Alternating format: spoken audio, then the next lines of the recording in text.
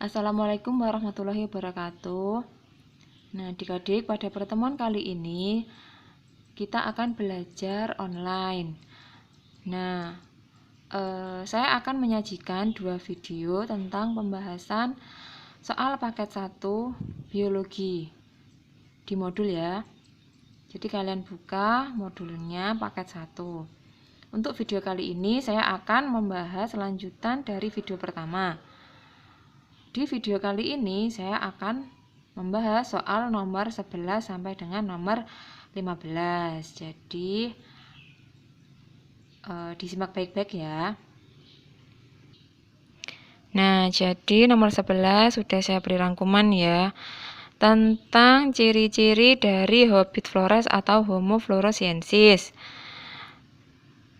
Oke, ciri yang pertama adalah, karena sudah jelas ya, dari kata Hobbit Flores berarti manusia purba ini berasal dari Flores atau masuk ke daerah Indonesia. Untuk ciri yang kedua yaitu ukuran tubuh mungil dan memiliki kaki lebar, berarti dia berukuran tubuh kecil. Lalu ciri yang ketiga adalah memiliki ukuran otak kecil atau mikrosefali. Mikro artinya kecil, sefal artinya otak. Jadi mikrosefali berotak kecil. Yang keempat, memiliki rahang besar dan struktur gigi mirip dengan Homo erectus. Oke, lanjut. Ciri yang nomor 5. Ternyata Hobbit Flores atau Homo floresiensis ini memiliki kemiripan, diduga mirip dengan Australopithecus sinensis. Nah, ciri yang terakhir adalah usianya diperkirakan ini 840.000 tahun. Nah, kita balik lagi ke soal. Jadi yang ditanyakan ini yang tidak, berarti yang bukan termasuk dari ciri-ciri Homo floresiensis. Yang pertama, tinggi badan sekitar 1 meter, benar ya, karena dia berukuran tubuh mungil. Nah, yang nomor 2, usia fosil diperkirakan 700.000 tahun. Ini juga benar ya. Terus yang C, ukuran otak kecil. Nah, ini juga ciri dari Hobbit Flores, ukuran otaknya kecil atau mikrosefali. Nah, yang D diduga sama dengan manusia pygmy Flores. Nah, ini jawabannya salah ya, karena Homo floresiensis ini diduga mirip dengan Australopithecus sinensis. Nah, jawabannya yang benar adalah yang D, tapi kita lihat dulu jawaban yang E. Bentuk rahang lebih primitif dari Homo erectus. Nah, ini rahang besar dan mirip dengan Homo erectus. Jadi yang E juga ciri dari Homo floresiensis. Jadi, oke, sudah saya lingkari ya, jawaban yang benar adalah yang D. Oke, lanjut soal nomor 12. Sequencing DNA dapat dilakukan karena atom C kedua dari molekul gula pada nukleotida mengalami. Nah, kita review dulu sebelum kita melihat jawabannya. Oke, yang harus kita ketahui adalah sequencing DNA. Nah, sequencing adalah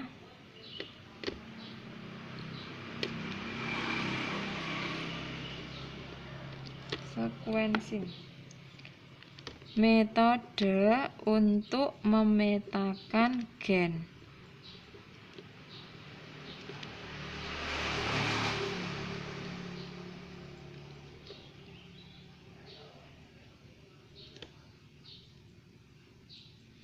Jadi gini, kalian bayangkan gen yang isinya DNA itu kan panjang sekali. Nah, metode sequencing ini adalah gimana kita membuat fragmen-fragmen DNA untuk mencari tahu fungsi dari suatu DNA. Caranya yaitu dengan cara difragmen atau dipotong. Misalkan DNA panjang seperti tali. Nah, kita potong kecil-kecil. Nah, potongan-potongan itu yang dinamakan dengan fragmen. Nah, jadi ini DNA menjadi fragmen-fragmen atau potongan-potongan.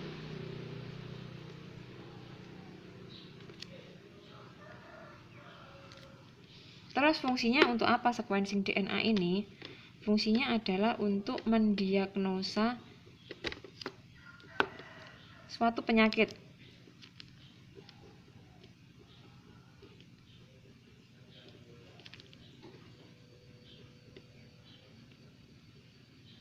Jadi, misal ada seseorang yang memiliki penyakit turunan atau penyakit bawaan. Nah, gimana cara melihatnya atau mendiagnosanya kalau itu ada hubungannya dengan DNA, yaitu dengan melakukan sequencing DNA.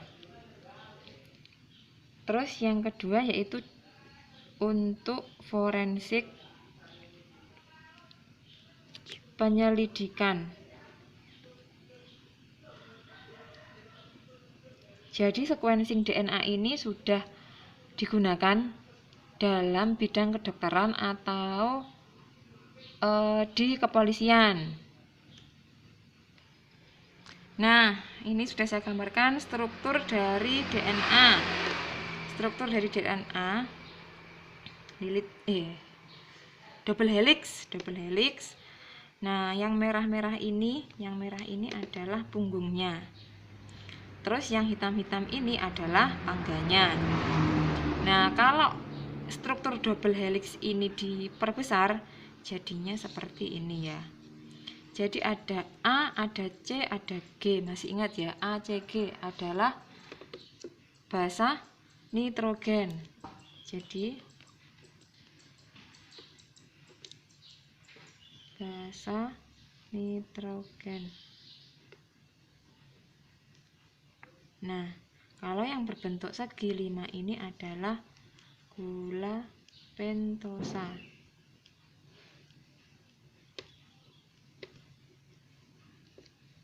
Terus P ini adalah fosfat.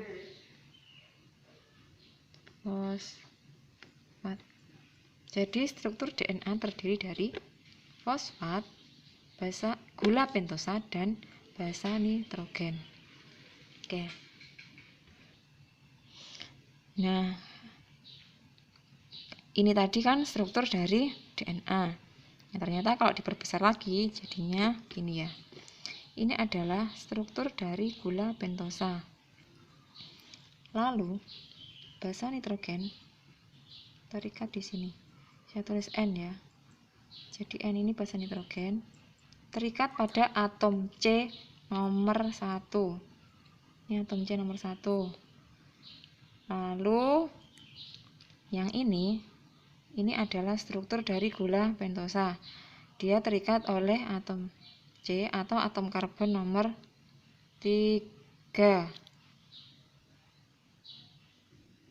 Oke, lanjut ya. Jadi DNA itu kan panjang sekali. Jadi pasti ada sesuatu yang menyatukan. Gimana sih dia bisa bersatu? Oke, kita lihat lagi gambar yang di sini. Masih sama, ini adalah gambar dari gula pentosa. Basa nitrogennya terikat pada atom C nomor 1. Pentosa ini fosfat. Fosfat terikat pada atom C nomor 3. Nah, antar gula pentosa ini bisa bersatu jika dihubungkan oleh fosfat, oleh ikatan fosfat.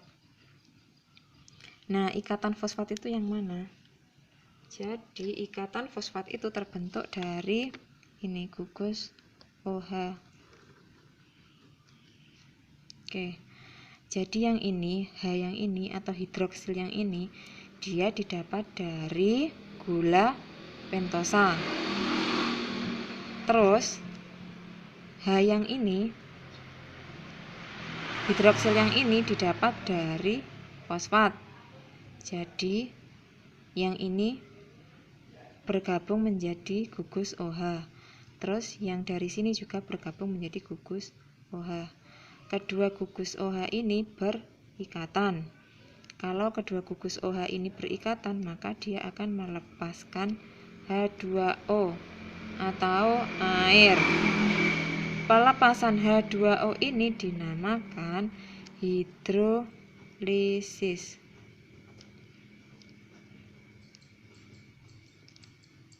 Nah, tadi pertanyaannya kan sequencing DNA karena atom C kedua. Berarti kalau ada kata sequencing, berarti nanti ini tidak akan ada ikatan, tidak ada ikatan antara kedua gugus OH ini. Jadi tidak akan terjadi hidrolisis. Nah,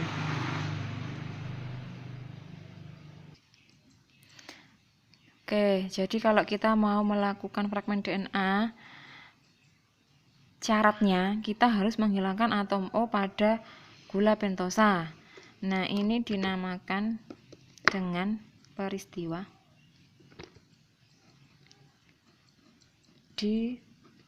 deoksi. Nah, dari kata deoksi ini adalah kehilangan atom O pada gugus C nomor 2, deoksiribosa, jadi kehilangan atom oksigen.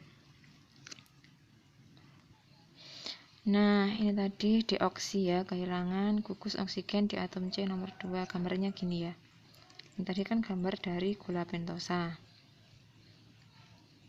Nah, kehilangan gugus oksigen di atom C nomor 2. Ini yang C nomor 1, ini berarti C nomor 2, berarti ini cuma tinggal H atau hidroksil. Nah, karena ini di deoksi berarti ada 2, yang di sini sama yang di sini.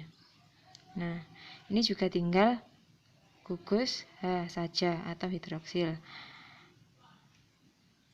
Nah, ini adalah gambar dari fosfat, gugus fosfat. Jadi kan tadi gula pentosa bisa bersatu karena adanya ikatan dari ini, ikatan fosfat, ikatan antara OH dan OH. Nah, karena ini kehilangan gugus O, jadi dia tidak bisa membentuk OH. Jadi antara OH di fosfat tidak akan terbentuk. Jadi saya silang. Nah, jadi tidak akan ada ikatan gula ini dengan fosfat karena ini kehilangan gugus oksigen. Jadi ini tidak ada ikatan. Nah, karena tidak ada ikatan, jadi misal digambarkan jadinya gini, terpotong-potong. Nah, kalau tadi kan bersatu ya. Nah, kalau fragmen-fragmen jadi ini terpotong-potong karena gula pentosa dan fosfat tidak bersatu. Itu ya penjelasannya.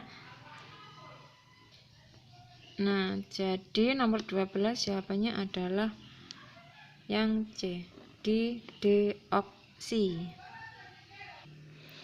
Nah, lanjut soal nomor 13, yaitu teknik kultur jaringan merupakan teknik dalam biologi yang memanfaatkan sel tak terdiferensiasi untuk menghasilkan sel fungsional dan atau individu baru. Teknik ini memanfaatkan sel tumbuhan yang bersifat.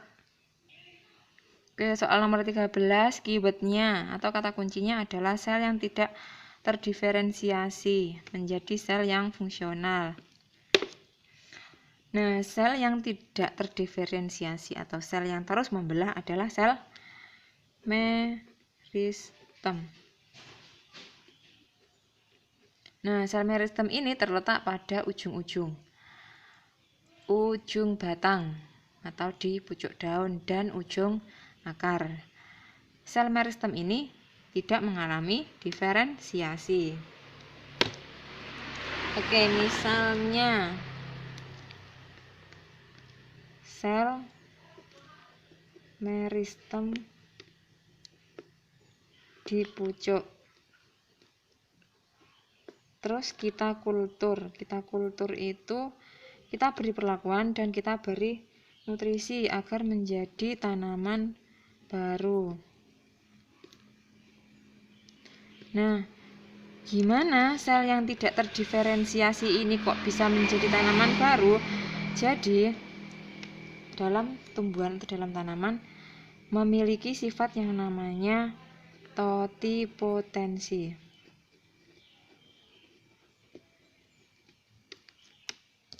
Nah, totipotensi itu adalah sel yang dapat mempertahankan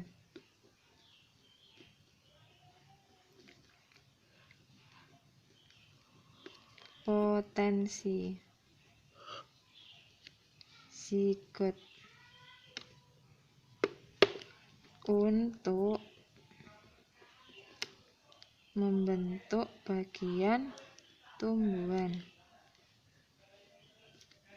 Jadi kalau pada kultur jaringan yang diambil adalah sel meristemnya karena dia memiliki sifat totipotensi dan dapat membentuk tanaman baru.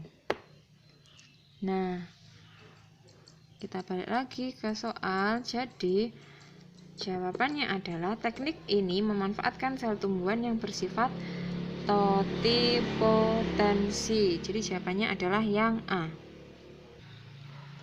Nah, nomor 14, proses yang terjadi pada pembuahan ganda tumbuhan berbiji tertutup meliputi. Nah,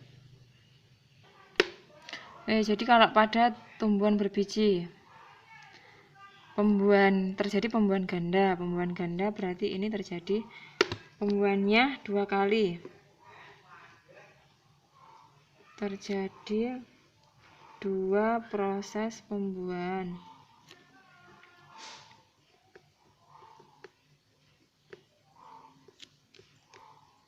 Nah, yang pertama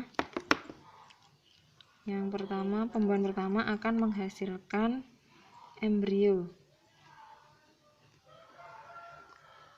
Yang kedua akan menghasilkan cadangan makanan.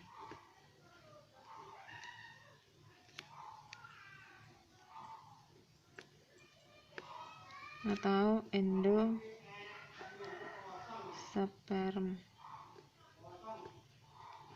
Nah, prosesnya adalah jadi kan kita membutuhkan apakah pembuahan serbuk sari dan putek ya. Nah, serbuk sarinya kalau kalian ingat dalam pembentukan serbuk sari atau polen di proses mitosis meiosis akan membentuk inti generatif 1, inti generatif 2 dan inti vegetatif. Nah, itu yang dibutuhkan dalam pembuahan ganda. Jadi pembuahan yang pertama, jadi inti generatif 1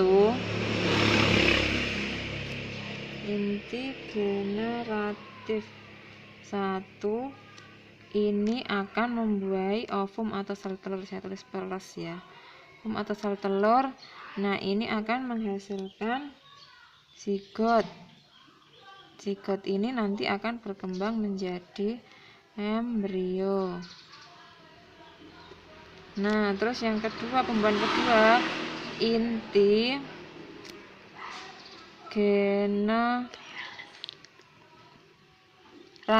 2 membuahi kandung lembaga sekunder.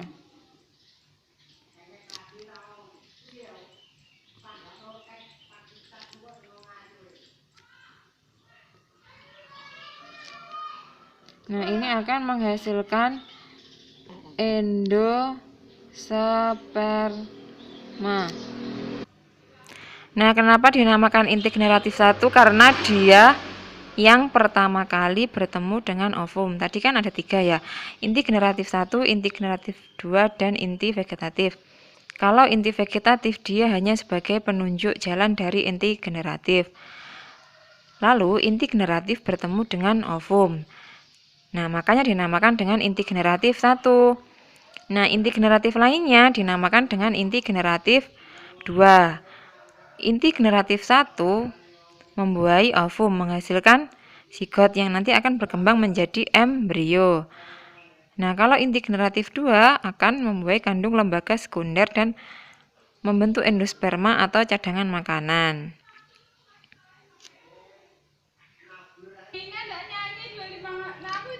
Nah, tadi kan inti generatif 1 plus ovum. Inti generatif 1 dia bersifat haploid atau N. Ovum juga bersifat haploid N. Jadi zigot bersifat 2N. Kalau endosperm dia bersifat 3N. Kenapa 3N? Karena inti generatif ini bersifat N. Nah, yang ini duanya dari 2 kandung lembaga sekunder yang sama-sama bersifat diploid. Jadi kalau 2 berarti ini 2N. Jadi endosperm bersifat 3N atau triploid. Nah, kita lihat opsi jawabannya, pembentukan zigot yang bersifat 2N. Jadi ini benar ya, 2N atau diploid. Pembentukan endosperm yang bersifat 3N atau triploid, ini juga benar. Pembuahan ovum oleh inti generatif 1, ini juga benar. Pembuahan inti kandung lembaga sekunder oleh inti generatif 2, ini juga benar. Jadi 1, 2, 3, 4 benar. Jawabannya kalau di pilihan ganda adalah yang E. Nah, terakhir nomor 15. Orang yang mengkonsumsi lemak dalam porsi lebih banyak dibanding protein atau karbohidrat akan merasa kenyang lebih lama. Alasannya, pencernaan lemak berlangsung di dalam usus halus, sedangkan pencernaan protein dan karbohidrat berlangsung dalam lambung. Oke, jadi langsung saya jelaskan ya. Orang yang mengkonsumsi lemak dalam porsi lebih banyak dibanding protein atau karbohidrat akan merasa kenyang lebih lama. Ini pernyataannya salah, karena orang yang mengkonsumsi lemak dia tidak akan merasa kenyang karena kandungan seratnya sedikit. Nah, berbeda kalau yang dikonsumsi adalah protein atau karbohidrat. Jadi kandungan serat dari protein dan karbohidrat ini banyak, sehingga kalau kita mengkonsumsi protein dan karbohidrat maka kita akan merasa kenyang lebih lama karena memiliki kandungan serat yang banyak. Gitu ya. Jadi pernyataannya ini adalah salah.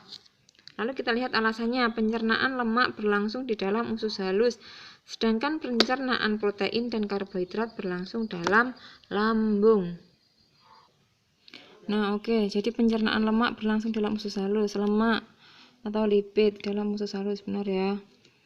Terus, sedangkan pencernaan protein dan karbohidrat berlangsung dalam lambung. Jadi kalau karbohidrat ini ada di mulut, lambung ada di lambung mencerna protein. Jadi alasannya juga salah. Jadi pernyataannya salah, alasannya salah, dan tidak ada kaitan. Kalau di pilihan ganda jawabannya ini juga yang E. Nah, oke, sekian pembahasan sekian pembahasan soal biologi paket 1. Nah, kalau ada yang masih kurang jelas nanti silakan ditanyakan di WhatsApp. Saya cukupkan video kali ini. Wassalamualaikum warahmatullahi wabarakatuh.